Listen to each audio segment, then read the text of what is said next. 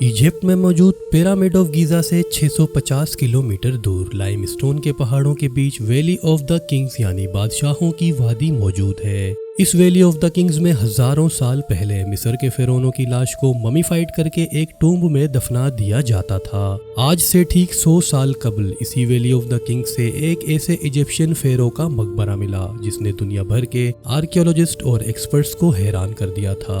نومبر 1922 سے پہلے British archaeologist Howard Carter نے اس مقبرے کی تلاش میں 7 سال گزارے اور پھر ایک دن کھدائی کے دوران اس کے ورکرز نے فرعون رمیسس دا سکستھ کی قبر کے نیچے 4 میٹر تک کھدائی کی، جہاں انہیں چٹان میں ایک داخلی راستہ ملا جہاں 3 میٹر چوڑا اور 2 میٹر اونچا انٹرنس موجود تھا۔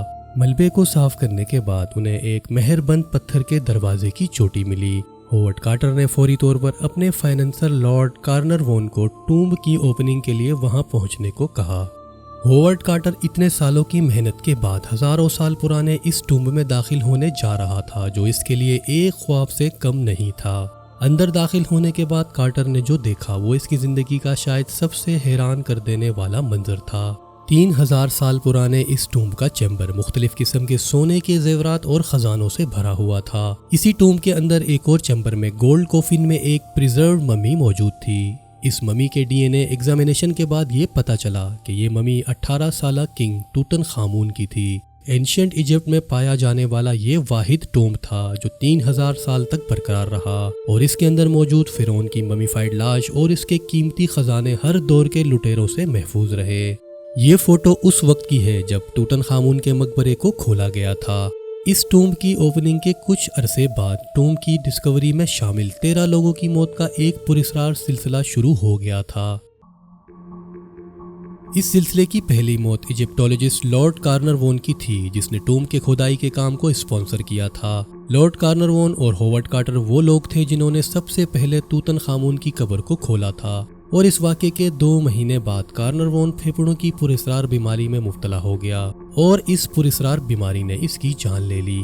تب لوگوں نے یہ کہنا شروع کر دیا کہ کارنر-وون نے کنگ توتن خامون کی ممی کو پریشان کرنے کی قیمت ادا کی ہے۔ کارنر-وون کی موت حادثات کے سلسلے کا آغاز تھا۔ تب اس وقت مشہور ناول نگار میری کوریلی نے ایک اینشینٹ عربک مینیو اسکرپٹ کا حوالہ دیتے ہوئے پریس کو بتایا کہ مہربند مقبرے میں گھسنے والے کو سب سے زیادہ سخت سزا دی جاتی ہے۔ جارج جے گولڈ جو ایک امریکن ریل روڈ میگنیٹ تھے، اسی سال جولائی 1923 میں بخار اور نمونیا کی وجہ سے ان کی موت ہو گئی۔ سیم ایئر جولائی 1923 میں ہی مصری پرنس علی فہمی بے جو ٹومب کا وزٹ کر کے آئے تھے، ان کی وائف نے انہیں گولی مار کر ہلاک کر دیا۔ اس کے بعد 2 اور عجیب و غریب اموات ہوئیں۔ ہوورڈ کارٹر کے پرسنل سیکرٹری رچرڈ بیتھال جو کنگ توتن خامون کے بریل چیمبر کے اوپننگ کے وقت وہاں موجود تھا، وہ پراسرار حالت میں مرا۔ ایسا کہتے ہیں کہ اس نے اپنے لندن کلب میں خودکشی کی تھی۔ رچرڈ کی موت کے بعد اس کے فادر نے نیوز میں یہ پڑھا کہ یہ سب توتن خامون کی ممی کی نحوست کی وجہ سے ہے۔ تب وہ بہت روتے تھے اور پھر چند ہفتوں بعد رچرڈ کے فادر نے اپنے فلیٹ کے 7ویں فلور سے کود کر سوسائڈ کر لیا۔ ہیو ایولائن وائٹ ایک آرکیولوجسٹ تھا اور اس نے کنگ توت کی باڈی ایکسکاویشن کا کام کیا تھا۔ ایک دن اس نے خود کو پھانسی لگا کر خودکشی کر لی اور ایک نوٹ لکھ کر چھوڑا تھا جس میں تحریر تھا، میں ایک قرض کا شکار ہو گیا ہوں اور کوئی انجانی قوت مجھے غائب ہونے پر مجبور کر رہی ہے۔ ایک اور شخص جس نے ہوورڈ کارٹر کے ساتھ کنگ توتن خامون کی ممی کے ایکس رے کرنے اور مختلف آرٹیفیکٹس کی تصویریں لینے کا کام کیا تھا، وہ ریڈیولوجسٹ آرچیبالڈ ڈگلس ریڈ تھا۔ اس کی بھی موت اگلے ہی سال جنوری 1924 میں ہوئی۔ ان پراسرار ہلاکتوں کا سلسلہ یہاں بھی نہیں رکا۔ ایک فرنچ ایجپٹولوجسٹ جارج بینیڈکٹ نے کنگ توت کے مقبرے کا انسپیکشن کیا تھا۔ وہ ٹومب کے باہر سیڑھیوں پر بری طرح پھسل گیا اور 1926 میں وہ چل بسا۔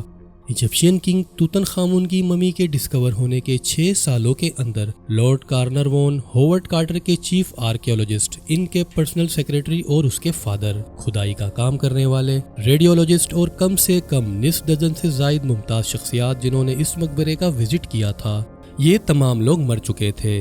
ہوورڈ کارٹر وہ شخص تھا جو ٹومب کی کھدائی کے کام کا رہنما تھا اور کنگ توتن خامون کے مقبرے کو بھی ہوورڈ کارٹر نے ہی کھولا تھا، اور اس کے واقعے کے ٹھیک 16 سال بعد وہ اپنی طبعی موت مرا۔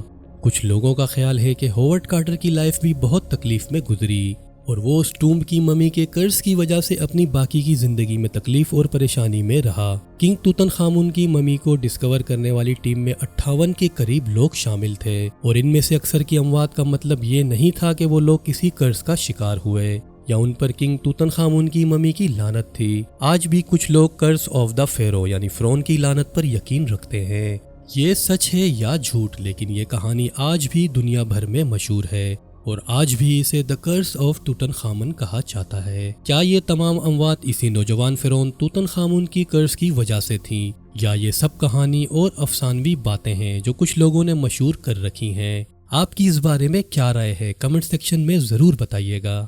ویڈیو کو لائک اور شیئر کرنا مت بھولیے گا، اور چینل کو سبسکرائب کرنے کے بعد بیل آئیکن کو ضرور دبا دینا تاکہ آنے والی نئی ویڈیوز کا نوٹیفیکیشن آپ تک پہنچ پائے۔ اپنا بہت زیادہ خیال رکھیے گا۔ اللہ حافظ۔